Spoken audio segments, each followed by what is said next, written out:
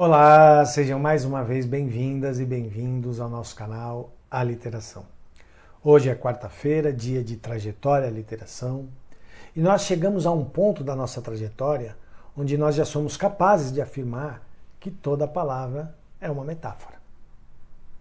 Caso você esteja assistindo a esse vídeo e não tenha acompanhado essa trajetória, vai aparecer para você aqui o card da playlist com todos os vídeos onde a gente faz essas reflexões sobre a metáfora, para chegar no objetivo final dessa trajetória, que é lidar com um conceito que eu estou desenvolvendo, que é o conceito da pós-metáfora. Bom, quando a gente fala que toda palavra é uma metáfora, a gente fala de metáfora enquanto experiência comunicacional. Isso equivale a dizer que o significado de cada palavra ele está relacionado a um contexto de comunicação, ao contexto no qual essa palavra está inserida. Com isso, a gente pode afirmar que o sentido de cada palavra, de cada frase, de cada discurso, ele é construído dentro de um campo experiencial. E quando a gente pensa nisso, a gente consegue tirar um pouco a rigidez do sentido. Então, quando a gente começa a trabalhar com a ideia de que o sentido da palavra vai depender do contexto no qual a palavra está inserida, ou seja, que o sentido da palavra vai depender do uso que se faz dessa palavra, a gente consegue perceber que essa coisa de sentido correto ou significado correto das palavras não é tão rígido quanto pode parecer. E eu não estou aqui negando esse sentido, né? Não estou aqui negando esse sentido literal. Eu estou aqui colocando esse sentido literal como uma outra possibilidade de sentido. A professora Ironildes Moura ela vai dizer o seguinte: uma mesma palavra pode receber diferentes acepções em função do contexto, e algumas dessas acepções podem se congelar em sentidos polissêmicos. Isso significa dizer que o sentido literal das palavras é apenas um dos possíveis sentidos que a palavra pode assumir e que acabou congelado por regras de comunicação, por padrões de comunicação. Então esse chamado sentido literal das palavras, ele é mais um dos sentidos possíveis que a palavra pode assumir. E esse sentido, ele é consagrado por determinados padrões culturais que colocam esse sentido como o sentido mais imediato da palavra.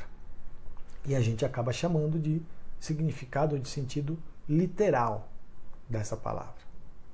Mas a gente não pode esquecer que a palavra ela tem o caráter polissêmico. Eu não estou aqui criticando a ideia de que as palavras possuam um significado. Os padrões de comunicação pedem que isso aconteça, né? Para facilitar a comunicação. No momento em que as pessoas conhecem o chamado significado correto ou o significado literal das palavras, as experiências de comunicação são facilitadas. Porém, a gente não pode esquecer as possibilidades polissêmicas que as palavras têm. E essas possibilidades polissêmicas, elas vão convidar a gente a uma visão um pouco mais amplificada de tudo isso. Eu vou contar uma historinha de uma experiência que eu vivi há alguns anos, que ilustra bem essa história de sentidos polissêmicos e que vão servir para a gente refletir sobre a questão da metáfora. Nós estávamos numa discussão de professores numa escola e aí no meio do... como fazer os alunos aprenderem os conceitos das coisas tal, e se chegou, por exemplo, né, a questão de Lua. Né? Eu tenho que fazer o meu aluno entender que a Lua é um satélite natural da Terra. E aí a gente foi falando, mas por que a Lua é um satélite natural da Terra? Por que o aluno tem que saber isso? Ah, porque a ciência diz isso. Ah, legal. Mas, se você for colocar a palavra Lua dentro de um contexto mais mítico, né, a gente vai dizer que a Lua é a morada de São Jorge. E se você for colocar dentro de um contexto mais poético, a gente pode falar que Lua é a casa dos amantes. Então percebam que a palavra Lua, ela vai recebendo acepções de acordo com os contextos onde ela está sendo colocada. Obviamente, a gente sabe que essa coisa da ciência dizer que a Lua é um satélite natural da Terra, a visão científica da vida, ela é a visão que mais serve ao nosso cotidiano, que mais serve à nossa vida cotidiana. Porque o objetivo da ciência é justamente lidar com essa vida cotidiana, com o mundo cotidiano, construindo, enfim, desenvolvendo as coisas dentro desse mundo.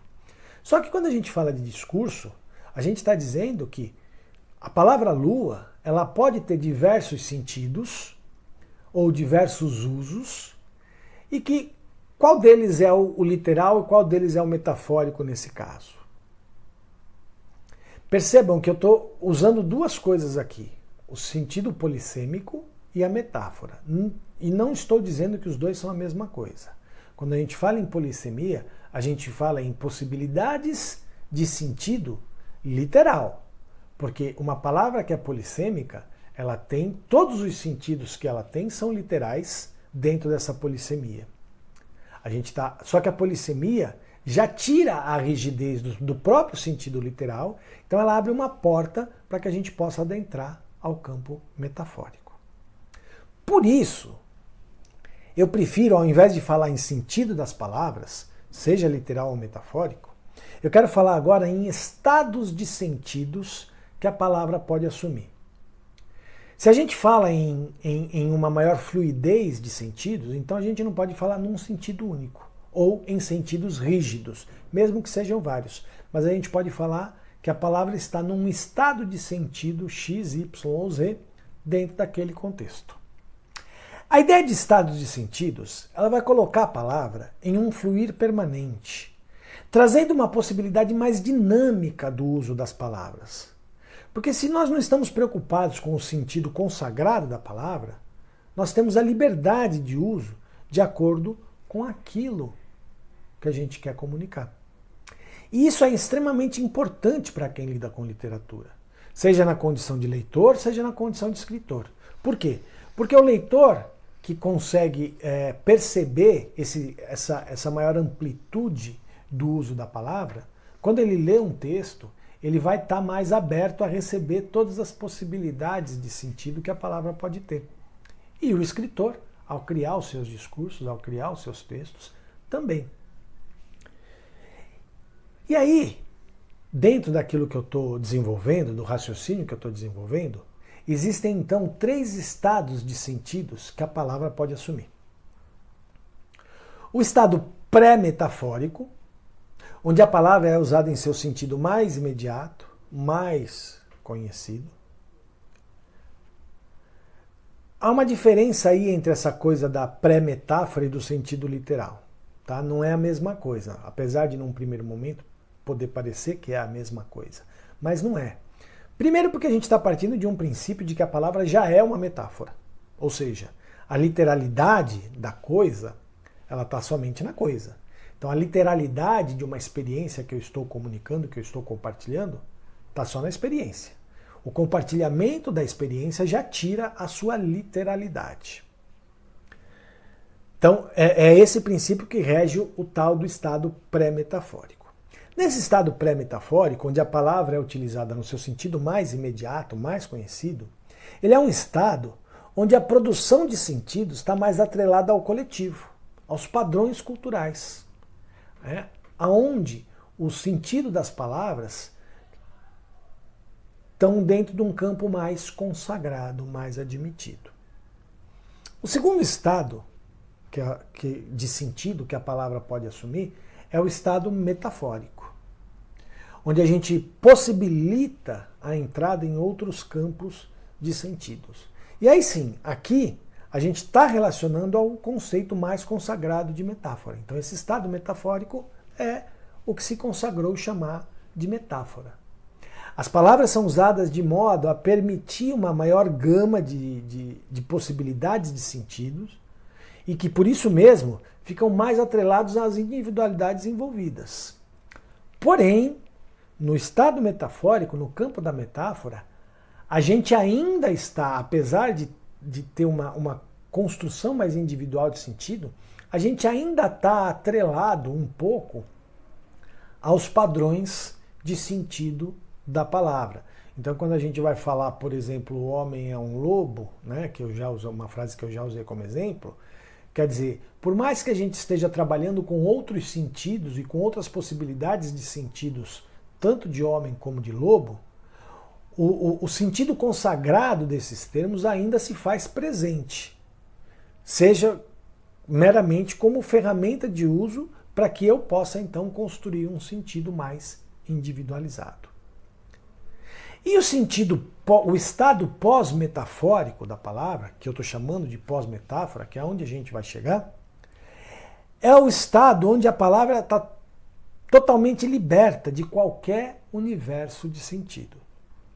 O uso da palavra ele é tão livre que a palavra ela vai estar no discurso somente enquanto elemento concreto e não enquanto produtora de sentidos. Então veja, o estado pós-metafórico é o estado onde a construção de sentido da palavra não está nem mais na mão do indivíduo, leitor ou escritor.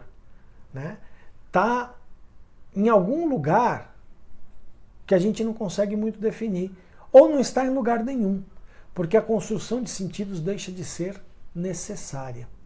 Aí vocês vão questionar, mas como é que a gente pode falar em experiência comunicacional, em contexto de comunicação, se não há uma produção de sentidos?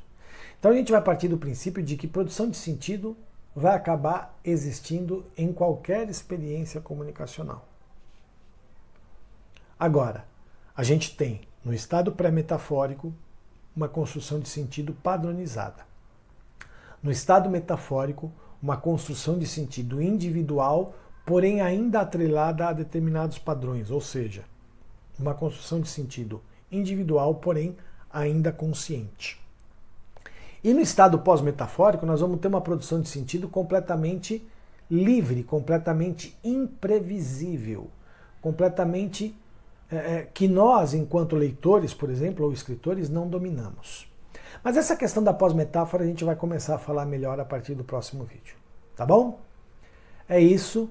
Espero que vocês tenham gostado. Curtam o vídeo, comentem, compartilhem, se inscrevam no canal, visitem nosso blog, nossas redes sociais, enfim.